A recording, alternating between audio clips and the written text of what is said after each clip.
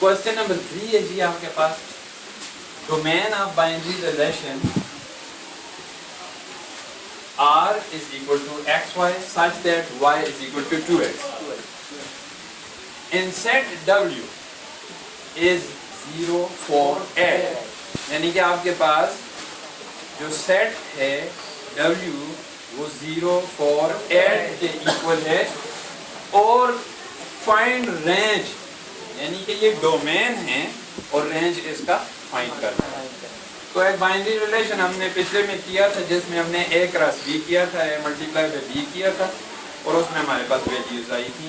तो उनमें से हमने ये वाला जो इसकी टर्म्स उसने जो बताई थी, जो उसने कंडीशन बताई थी, उस कंडीशन के मुताबिक हमने उसको सॉल्व किया था। लेकिन इसमें क्या है, इसमें हमारे पास जो है ये है w is equal to 0 for 8, ये हमारे पास रेंज है, डोमेन है, ये हमारे पास डोमेन है, और इनकी रेंज फाइंड करनी है।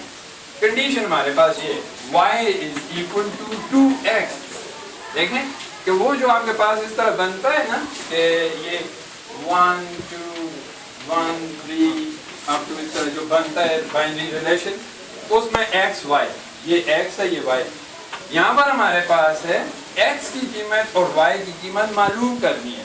x हमारे पास हमें पता है कि डोमेन होता है 0 for 8, रेंज फाइंड करना है। तो y is equal to 2x, यानी कि y हमने फाइंड करना है, y रेंज होता है। तो y is equal to 2 into x की वैल्यू पहले हम 0 पुट कर देते हैं, यानी x is equal to 0 put कर देते हैं।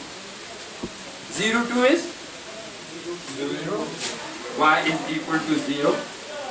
ये हमारे पास पहला रेंज आ गया, फाइंड रेंज ऑफ r, पहला रेंज आ गया। अब इसी को हम दूसरा करते हैं, यहीं पर आगे मैं कर देता हूँ। y is equal to 2x, तो y is equal to 2 into, अब क्या होगा, दूसरी वैल्यू क्या है 4, यानी x इज इक्वल टू 4 अब यूज कर रहे हैं। तो x इज इक्वल टू 4 को मल्टीप्लाई किया, 4 2 आर 8, ये आ गया।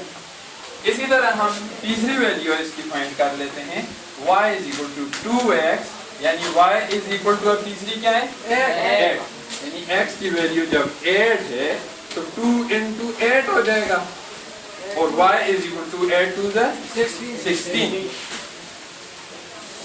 y is equal to 16। तो ये हमारे पास है फर्स्ट सेकंड थर्ड, ये तीनों रेंज की वैल्यूज आ गई। तो हम कह सकते हैं सो रेंज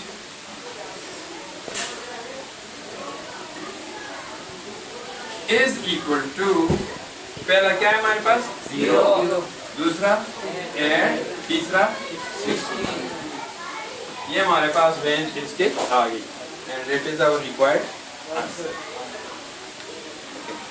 नोट